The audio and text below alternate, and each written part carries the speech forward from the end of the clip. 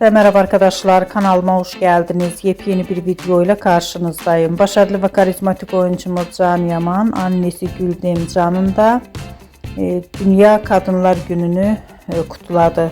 Ben de bu muhteşem görüntüleri sizler için YouTube kanalımda video halinde sunuyorum arkadaşlar. Umarım beğenirsiniz. Videomu beğendiyseniz kanalımı izlemeyi ve bildirim butonuna basmayı unutmayın. Şimdilik benden bu kadar olsun. Yeni videomuzda görüşmek üzere. Hoşça kalın.